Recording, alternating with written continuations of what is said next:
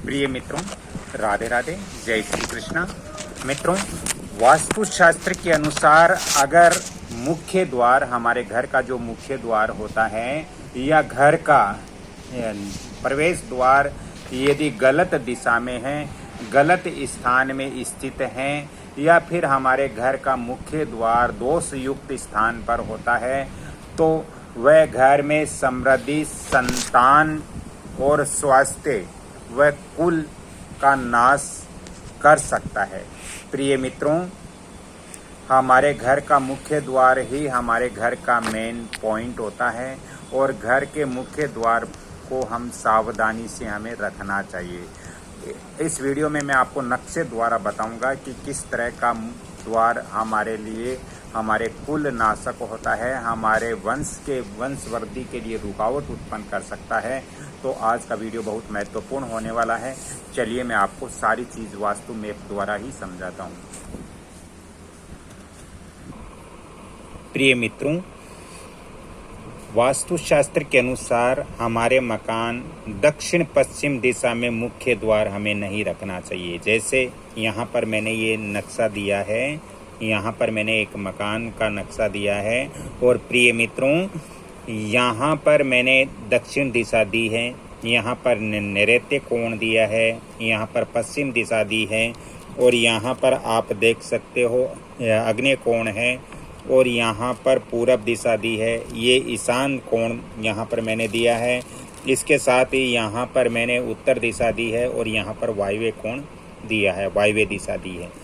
आज दोस्तों, ये हमारे घर की दक्षिण और नैऋत्य की जो दिशा होती है, इस दिशा में हमारे घर का मुख्य द्वार नहीं होना चाहिए। प्रिय मित्रों, ये दिशा जो होती है दक्षिण दिशा का द्वार होने से ये दिशा पितरों की दिशा होती है, ये दिशा स्थिरता की दिशा होती है।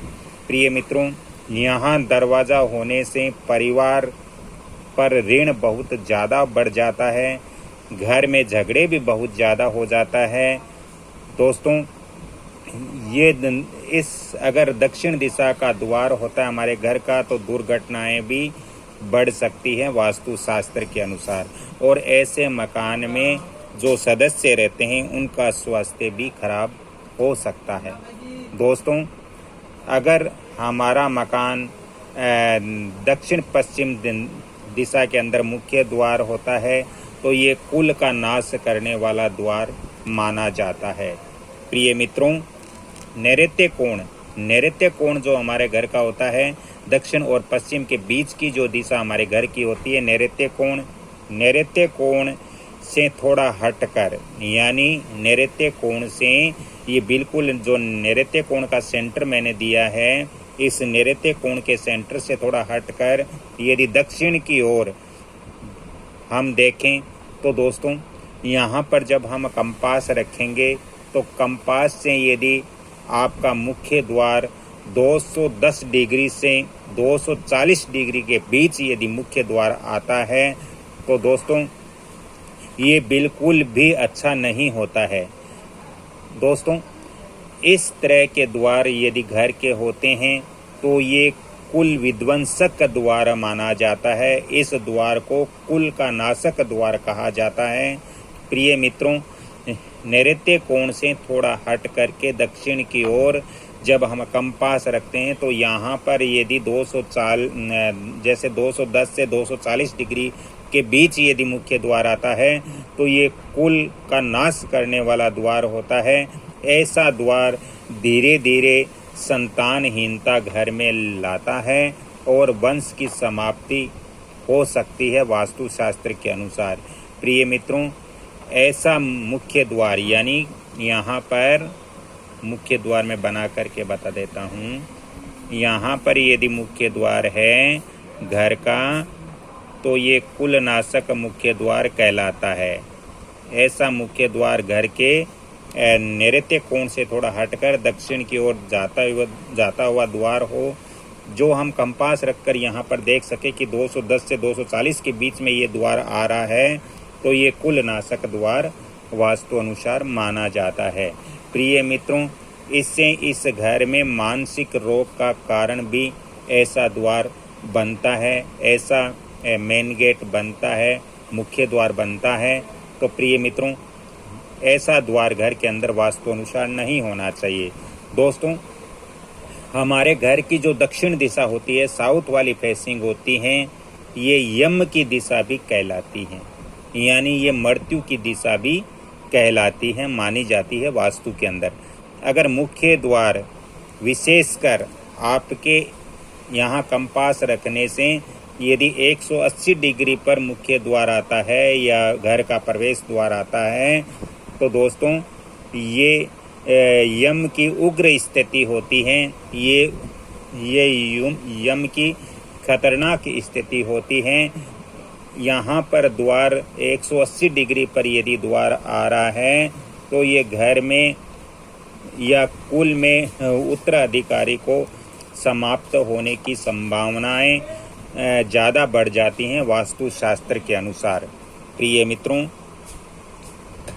यदि हमारे घर का मुख्य द्वार दक्षिण दिशा में है, मान लीजिए हमारे घर का मुख्य द्वार दक्षिण दिशा में यहाँ पर है, और यदि दक्षिण दिशा के सीधे ठीक सामने बना हुआ है, दक्षिण दिशा के ठीक सामने या उसके पास में, यानी मान लीजिए यहाँ पर मुख्य द्वार है और इसके ठीक सामने यहाँ पर शौचालय बना हुआ है, या फिर यहाँ पास में शौचालय बना हुआ है, दक्षिण में मुख्य द्वार है, उसके पास या उसके सामने यदि शौचालय बना हुआ है, तो दोस्तों, या फिर यहाँ पर सेप्टिक टैंक भी होता है, तो ये दोस्तों यम द्वार प्लस मल द्वार बन जाता है। इससे मृत्यु मल संयोग दोष भी कहा जाता है। दोस्तों, ये दोष बहुत गंभीर होता है वास्तु शास्त्र के अनुसार। प्रिय मित्रों, इससे घर में संतान का अकाल मृत्यु का योग भी बन सकता है, यदि ऐसी स्थिति बनती है कि हमारे घर के 180 डिग्री पर द्वार हो दक्षिण दिशा में और उसके ठीक पास में या उसके सामने शौचालय हो, तो ऐसा द्वार वास्तु के अनुसार यम द्वार प्लस मल द्वार का योग बनाता है, जो एक मृत्यु का कारक होता है। ये गंभीर वास्तु दोष होता है। दोस्तों, इससे घर में संतान के अकाल मृत्यु के योग भी बन सकते हैं, साथ में ये वंश वृद्धि भी रुक सकती है। इस घर के अंदर जो सदस्य हैं उनका वंश वृद्धि भी रुक सकती हैं। वास्तुशास्त्र के अनुसार घर में मानसिक और आत्मिक स्वास्थ्य भी लोगों का खराब रह सकता है। दोस्तों, ये दिशा पितरों की दिशा भी मानी जाती है, इसलिए पितरों का प्रकोप तीव्र हो जाता है। यदि ऐसी स्थिति है तो इसका आप क्या उपाय करें, मैं अगले वीडियो के अंदर आपको दूंगा, क्योंकि ये वीडियो मेरा लंबा हो जाएगा। इसलिए इनके जो उपाय हैं वो मैं इससे अगले जो वीडियो बनाऊंगा उसके अंदर दूंगा। यदि आपको भी वास्तु और ज्योतिष संबंधित ज़्यादा परामर्श चाहिए या आप ऑन द स्पॉट विजिट करवाना चाह रहे हो, तो आप मेरे फ़ोन नंबर भी नोट कर सकते हो, 7901718402। इन नंबरों पे आप संपर्क करके वास्तु और ज्योतिष संबंधित परामर्श भी ले सकते हो और अपने मकान का वास्तु विजिट भी करवा सकते हो। ऑन द स्पॉट विजिट भी आप करवाना चाहे तो करवा सकते हो। दोस्तों, साउथ फेसिंग द्वार या नैऋत्य कोण का जो द्वार होता है वो बहुत ही अशुभ द्वार माना जाता है। इसलिए जब भी यदि साउथ फेसिंग या नैऋत्य कोण की तरफ आपके मकान का फेसिंग हो, तो आप पूर्ण वास्तु के अनुसार ही उसकी मकान की योजना बनाएं, वास्तु के अनुसार ही मकान का निर्माण करें, तभी आपको बेनिफिट मिल सकता है। प्रिय मित्रों, जानकारी अच्छी लगी तो आप इसको लाइक शेयर सब्सक्राइब जरूर कीजिए, ताकि मेरा भी मनोबल बढ़ेगा और मैं आगे भी ऐसी महत्वपूर्ण जानकारियाँ आपको घर बैठे ही आपको प्राप्त करवाता रहूँगा।